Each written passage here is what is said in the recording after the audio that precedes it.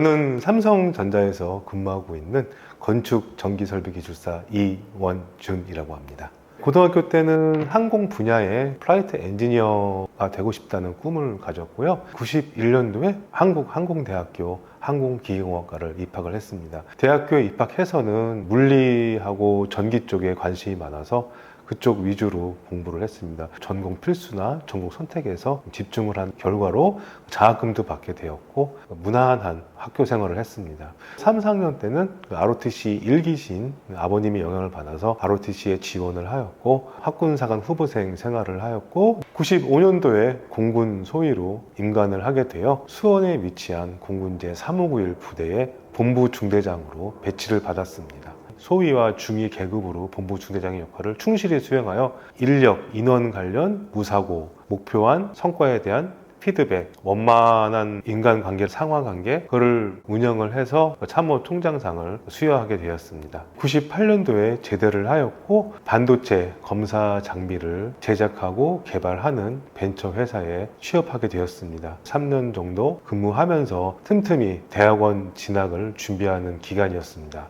99년도에 연세대학교 공학대학원의 기계 설계 전공으로 입학을 하게 되었습니다. 수업이 있거나 논문 지도가 있는 날은 좀 일찍 퇴근을 하거나 휴가 같은 기간을 활용해서 학교 생활을 했고요. 수업이 없는 날 같은 경우에는 아침 일찍 출근해서 야근을 통해 밀린 업무를 처리하는 생활을 하였습니다. 2002년도에 대학원을 졸업을 하였고 삼성그룹 계열사인 삼성전기에서 입사 제안을 받아 필요한 서류를 제출한 후에 면접 대상으로 선발이 돼서 저를 포함 약 7명의 분이 그 면접을 진행하게 되었습니다. 삼성그룹 입사 합격 소식을 듣고 온 세상을 다 가졌다는 생각이 들었습니다. 저희 부모님 그리고 동생이 매우 기뻐했습니다. 화학공학 엔지니어로 근무 중인 아버지께서 아버지의 대를 이어서 엔지니어로서의 삶을 본격적으로 살게 되었다고 축하를 해주셨고 특히 이제 어머님께서는 기본기를 충실히 해라. 기본기는 어학, 전공, 인간관계이다 라고 이렇게 다시 말씀하셔서 그를 명심하는 날이었습니다.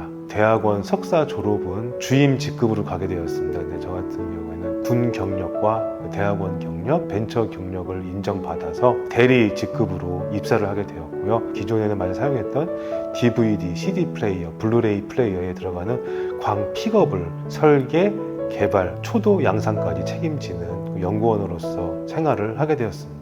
2011년도에 제가 몸담고 있던 LED 사업부가 삼성전자로 이관되면서 현재는 삼성전자 DS 부분 그 CSS 사업팀에서 도로의 가로등, 아파트 실내의 조명등, TV의 백라이트, 휴대폰에 들어있는 후레쉬, 조명 품질 업무를 맡고 있습니다. 2011년도에 결혼을 하였습니다. 40대에 결혼을 해서 좀 늦은 편입니다. 현재는 새 아이가 있고요. 2년 동안에 이제 해외 주재원 생활의 영향도 있었고요. 회사 업무에 집중을 하다 보니까 결혼 준비가 좀 늦었지 않나 생각이 듭니다. 2019년도 즈음에 몇 년 후면 삼성에서의 생활이 20년 정도 채워지겠구나라는 생각을 하게 되었습니다. 20년 동안 생활을 하면서 하나의 중간 결과물을 만들면 좋겠다 생각이 들어서 고민을 하는 중에 학위 취득은 좀 현실상으로 어려워서 국가가 공인하는 자격증 중에 무엇이 좋을까 관련 도서를 쭉 살펴본 결과 전공은 기계이지만 전기 전자 부분을 하였기에 건축 전기설비 기술사를 한번 도전해 보자라고 마음을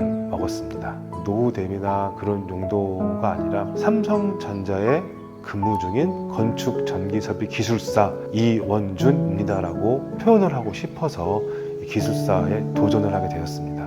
정년 퇴직이나 은퇴는 사기업이 공기업보다 좀 이른 점은 사실입니다. 그거를 이제 저도 많이 봐왔기 때문에 불안감이나 그런 거는 느낄 수 있으나 불안하고 걱정할 사이에 다른 거를 집중해서 몰입하면은 잊을 수 있다라는 생각이 들어서 불안감이나 그런 거는 크게 없었습니다. 2019년도 8월부터 공부를 시작을 하게 되었고요. 공부는 안 돼 있지만 시험을 보면 이게 무엇을 묻고 있고 무엇을 공부해야 되는지 알 수 있겠구나 해서 전혀 공부하지 않은 상태로 첫 시험을 보았습니다. 결과를 받은 다음에 크게 실망은 안 했습니다. 저의 수준과 공부해야 될 방향 설정하는데 기반을 이제 제가 확인한 거였고요. 크게 3단계로 나눴습니다. 첫째는 기본기를 쌓자, 두 번째는 실전 문제를 파악하자, 세 번째는 실전처럼 연습을 많이 하자. 독학 기간에는 3권의 책으로 독학을 하였습니다. 첫 번째 책은 기본서로서 교수님과 기술사분들이 저술하신 전력 사용 시설물 설계라는 도서고요. 두 번째 책은 S학원에서 자체적으로 저술한 기출문제 풀이집이었고요.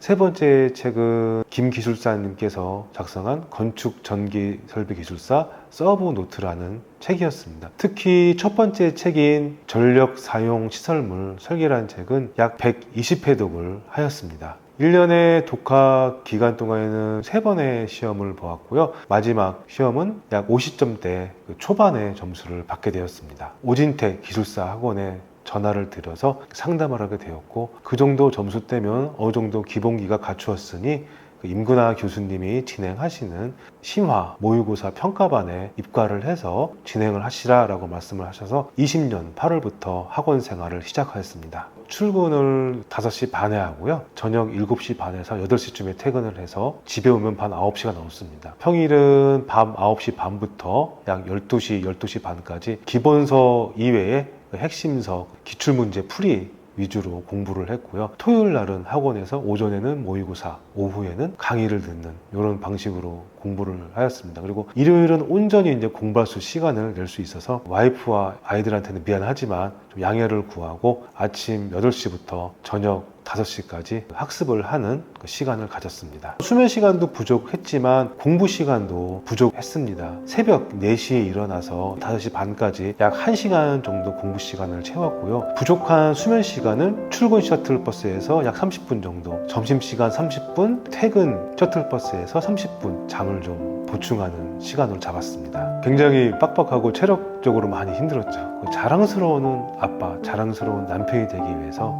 치열하게 공부했던 것 같습니다. 가족들 간의 시간은 토요일 오후 수업이 끝난 이후에 집에 오면 오후 5시인데 아내와 아이들을 데리고 가까운 마트에 가서 같이 장을 보고 직접 요리를 해서 식사를 하고 만화나 영화를 같이 보면서 대화를 나누는 시간으로 좀 할애를 많이 하였습니다. 20년 8월부터 21년 8월까지 약 1년 동안 3회 시험에 응시를 하였고 점수는 크게 올라 50점대 중후반을 도달하게 되었습니다. 1년 동안 3번의 시험을 보면서 모두 낙방하는 결과를 얻었는데 점수가 오르는 상승 곡선에 있었기 때문에 상승 곡선에 탔을 때 더 열심히 하자라는 생각을 가졌습니다. 다시 학원 수강 등록을 했고 21년 8월부터 22년 8월까지는 어떻게 하면 60점으로 올릴 수 있을까 그걸 상당히 고민하고 노력과 연습을 했던 기간이었습니다. 8번째 시험에서 제가 자신 있던 분야 문제가 나와서 잘 작성했다고 생각을 하고 기대했지만 점수가 매우 낮게 나온 문제가 있었습니다. 교수님과 상의 후에 산업인력공단까지 이제 방문을 해서 답안지를 확인하고 제가 생각한 점은 내용은 맞게 썼지만 출제자의 의도에 맞지 않는 답안을 작성했구나 라고 생각을 해서 굉장히 좋은 경험을 얻었구나, 이 정보를 통해서 다시 한번 분발하는 계기로 삼자 문제를 보면서 또 연습을 하였습니다. 수험생활 1년차 때 아버지께서 소천을 하셨습니다. 아버지 살아계실 때 기술사 자격 취득을 못 보여드린 게 상당히 마음에 한으로 남아있었는데 수험생활 3년차 때 많이 힘들었지만 슬럼프와 위기를 극복할 수 있는 원동력이 아버지께서 바라신 기술사 자격 획득이 큰 힘이 되지 않았나 생각이 듭니다. 9번째 시험은 다들 문제가 쉬웠다고 이야기를 하십니다. 시험의 점수가 잘 나올 것이라고 생각을 했지만 점수가 오히려 떨어지는 결과를 받았습니다. 그 원인을 다시 한번 살펴본 결과 다른 분들과의 답안지 차별화된 내용이 많이 부족하지 않았나 싶어서 올해 마지막 시험인 8월 시험에는 다른 분들과의 답안지 차별화, 두 번째는 기존에 기출됐던 문제가 또다시 반복되거나 유사 문제가 나오면 자신 있게 풀 수 있도록 나만의 답안지 준비, 이 2가지를 중심으로 다음 시험을 준비하였습니다. 22년 8월 시험은 그의 마지막 시험이었습니다. 시험장 가기가 너무 싫었던 거였습니다. 차라리 차를 돌려 인근 공원에 가서 좀 쉬었다가 아내에게 시험 치고 왔다라고 말을 할까, 아니면 일부러 시험장에 늦게 가서 시험 치지 말까라는 생각이 머릿속을 계속 떠나지 않았습니다. 수험장에 가서 이제 큰 숨을 들이쉬고 와이프가 준비해준 차를 마시면서 마음을 다졌습니다. 내가 이만큼 차별화와 준비된 문제가 있는데 이번 시험은 나에게 있어서 기회일 수가 있다. 제발 내가 차별화된 내용과 내가 준비된 내용으로 문제가 꼭 나오길 바란다. 나올 수 있다. 나오면 난 반드시 푼다 라고 생각을 하고 시험을 응시하였습니다. 건축 전기 설비 기술사 시험은 아침 8시 반부터 저녁 5시 20분까지 매 교시 100분씩 총 4교시를 보는 시험입니다. 매 교시당 앞 뒷면 총 14페이지 7장의 답안지를 작성하는 시험입니다. 22년 8월 시험에서는 준비한 내용이 많이 출제가 돼서 상당히 순조로운 시험이었습니다. 4교시 문제 중에 마지막 문제가 제가 그해 1월달 시험에서 잘 작성하지 못했던 문제를 사전에 답안지를 준비했던 문제 유사하게 나와서 잘 마무리된 시험이었습니다. 시험장 나왔을 때 다른 시험과는 달리 상당히 개운했다, 피곤하지 않았다. 솔직히 합격은 기대하지 않았습니다. 시험 응시 이후 이제 학원에 가서 교수님과의 상담 이후에 모의고사 준비, 모의고사 응시, 모의고사 이후에 전체적인 내용, 서머리 등을 반복하는 생활을 하면서 합격자 발표를 기다렸습니다. 아침 9시에 카카오톡으로 합격자 발표 메시지가 옵니다. 기대는 안 했지만 가슴이 떨리기 시작하더라고요. 그래서 카톡을 확인하면서 쭉 내렸는데 산업인력공단 카톡에 숫자 1이 써 있는 거였습니다. 손이 살짝 떨리면서 카톡 내용을 확인했는데 이원준 수험생님 1차 건축전기설비기술사 필기 합격을 축하드립니다 라고 메시지가 왔습니다. 아, 됐다, 붙었다 환호를 했고요. 감사합니다, 고맙습니다, 행복합니다, 이렇게 딱 3가지 단어가 떠올랐습니다. 아내에게 캡처해서 보내니까 오빠 됐구나, 됐어 라고 해서 아, 정말 고맙다, 자기 덕분이다. 새벽 출근길에도 매일 먼저 일어나서 도와주고 시험날도 도시락 준비해주고 학원 수강할 때도 아이들 잘 보살펴주고 정말 고맙다. 당신에게 정말 고마울 뿐이다. 그걸 뿐 할 수 없어서 미안하다 라고 했습니다.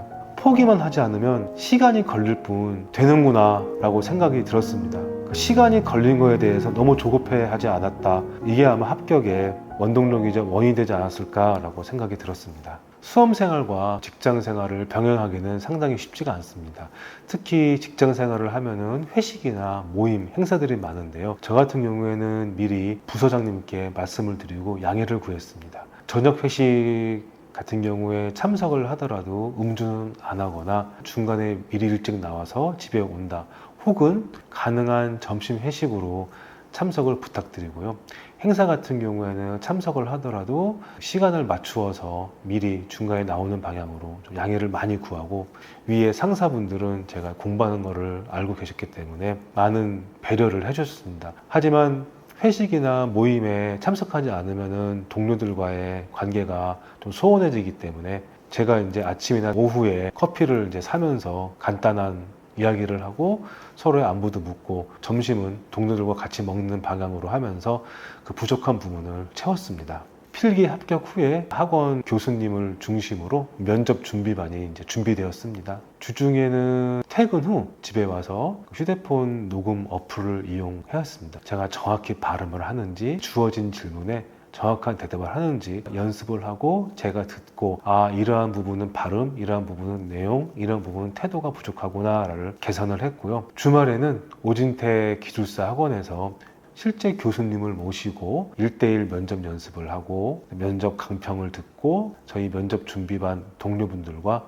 서로 면접관 그리고 피면접자가 돼서 약 3시간 동안 연습을 하였습니다. 22년 10월 달에 본 면접에서는 실력 부족과 면접 준비 부족으로 불합격을 하였습니다. 전기공학 전공자가 아니니까 기초 문제에서 대답을 원활히 못했구나. 기본서와 수험서, 건축전기설비기술사 입문을 하였을 때 보았던 전력 사용 시설물 설계 도서를 다시 한번 독해를 시작하였고요. A 시리즈의 예상 문제 300제를 제가 자체적으로 정리를 해서 10초간, 30초간, 1분간 이야기하기 연습을 해서 그 어느 문제가 나오더라도 답을 하거나 답을 못하더라도 원만하게 부드럽게 다음 문제로 넘어가는 연습을 하였습니다. 2차 합격자 발표 당일날은 집에서 합격자 발표를 기다렸습니다.